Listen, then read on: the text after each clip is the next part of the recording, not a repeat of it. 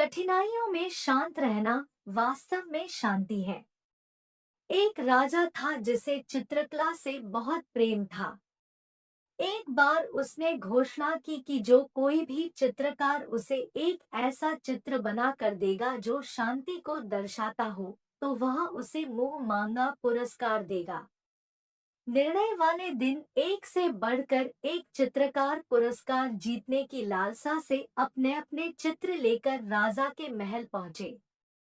राजा ने एक एक करके सभी चित्रों को देखा और उनमें से दो चित्रों को अलग रखवा दिया। अब इन्हीं दोनों में से एक को पुरस्कार के लिए चुना जाना था। पहला चित्र एक अति सुंदर शांत झील का था।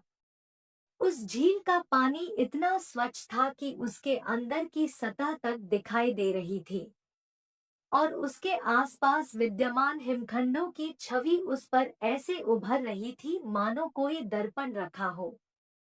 ऊपर की ओर नीला आसमान था जिसमें रुई के गोलों के समान सफेद बादल तैर रहे थे।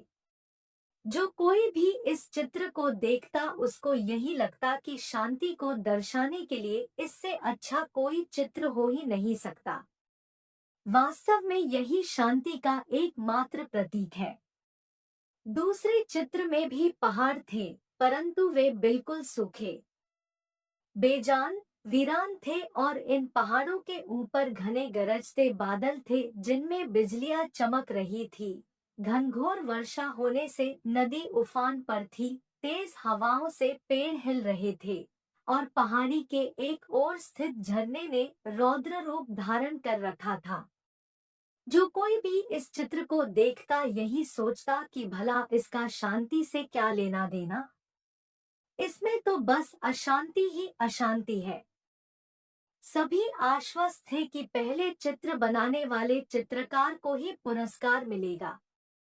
तभी राजा अपने सिंहासन से उठे और घोषणा की कि दूसरा चित्र बनाने वाले चित्रकार को वह मुंह मांगा पुरस्कार देंगे। हर कोई आश्चर्य में था। पहले चित्रकार से रहा नहीं गया। वह बोला, लेकिन महाराज, उस चित्र में ऐसा क्या है जो आपने उसे पुरस्कार देने का फैसला लिया, जबकि हर कोई यही कह रहा है कि मेरा चित्र ही शांति को दर्शाने के लिए सर्वश्रेष्ठ है। आओ मेरे साथ। राजा ने पहले चित्रकार को अपने साथ चलने के लिए कहा। दूसरे चित्र के समक्ष पहुंचकर राजा बोले, झरने के बाईं ओर हवा से एक ओर झुके इस वृक्ष को देखो। उसकी डाली पर बने उस घोंसले को देखो।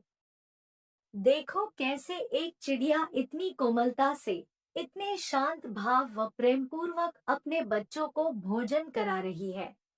फिर राजा ने वहां उपस्थित सभी लोगों को समझाया, शांत होने का अर्थ यह नहीं है कि आप ऐसी स्थिति में हो जहां कोई शोर नहीं हो, कोई समस्या नहीं हो, जहां कड़ी मेहनत नहीं हो, जहां आपकी परीक्षा नहीं हो। शांत होने का सही अर्थ है कि आप हर तरह की अव्यवस्था, अशांति, अराजकता के बीच हो और फिर भी आप शांत रहें।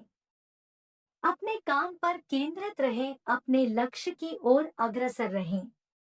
अब सभी समझ चुके थे कि दूसरे चित्र को राजा ने क्यों चुना है। हर कोई अपने जीवन में शांति चाहता है, परंतु प्राय हम शांति को कोई बाहरी वस्तु समझ लेते हैं और उसे दूरस्थ स्थलों में ढूंढते हैं, जबकि शांति पूरी तरह से हमारे मन की भीतरी चेतना है। और सत्य यही है कि सभी दुख, दर्दों, कष्टों और कठिनाइयों के बीच भी शांत रहना ही वास्तव में शांति है। आपको ये वीडियो कैसी लगी? नीचे कमेंट में जरूर बताएं और हमारे इस चैनल पर अगर आप नए हैं तो चैनल को जरूर सब्सक्राइब कर लीजिए, क्योंकि हम आपके लिए इसी तरह बेहतरीन से बेहतरीन वीडियो लाते रहेंगे।